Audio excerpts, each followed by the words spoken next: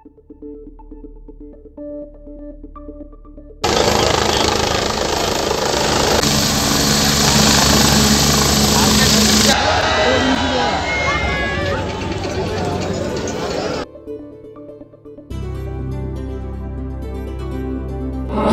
করা হোক।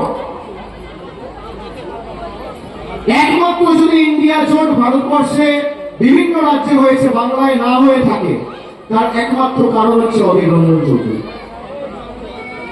এই লোকটাকে এমন ভাবে আপনাকে জবাব দিতে হবে যে মিথ্যে কথা বলার আগে আর মানুষকে ঠকানোর আগে 10 বছর ভাবে না, যে মানুষের সাথে বেইমানি করলে কি হয়, মানুষের সাথে দুরঙ্গনি করলে কি হয়।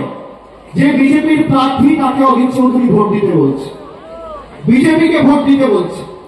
আমি আজকে আমাদের মায়েদের জিজ্ঞেস করব, মায়েরা বলুন, যে বহরমপুর ভারতবর্ষের সব থেকে পিছিয়ে থাকা জেলার মধ্যে 1-2 দিনের মধ্যে ছিল, সেখানে 2021 থেকে বিশেষ করে 2019-এ মুর্শিদাবাদ এবং জঙ্গিপুরে জেতার পর উন্নয়নের জোয়ার শুরু হয়েছে। সেই সার্বিক উন্নয়নের জয়যাত্রা যাতে অব্যাহত থাকে, ত্বরান্বিত থাকে, আপনারা 22টা আসনের মধ্যে 20টা আসনে তৃণমূল কংগ্রেসকে জয়যুক্ত করেছিলেন।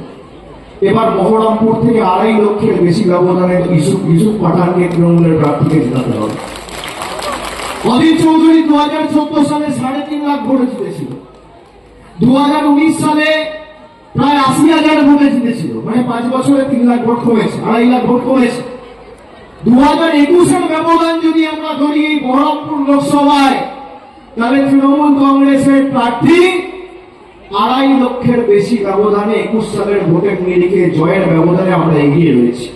সেটাকে বাড়াতে হবে, 10,000 হলেও বাড়াতে হবে, এবং যে যে ভাষায় বোঝে তাকে সে ভাষায় জবাব দিতে হবে। আগামী 4 তারিখ যখন ভোট বাক্স খুলবে, বিজেপি আর বিজেপির এজেন্টরা যেন চোখে পদ্ম ফুলের জায়গায় সর্ষে ফুল দেখে, আর দিল্লিতে যেন ভূমিকম্প হয়, এটা সুনিশ্চিত করতে হবে।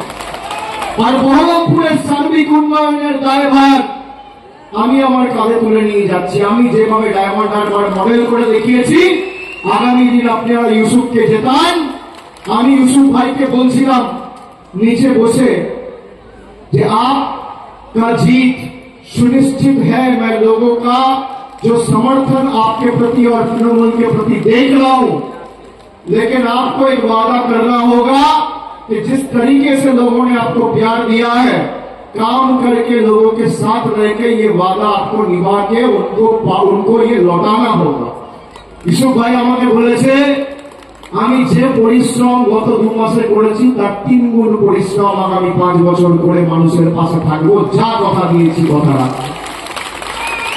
জয় বাংলা, জয় বাংলা, জয় বাংলা।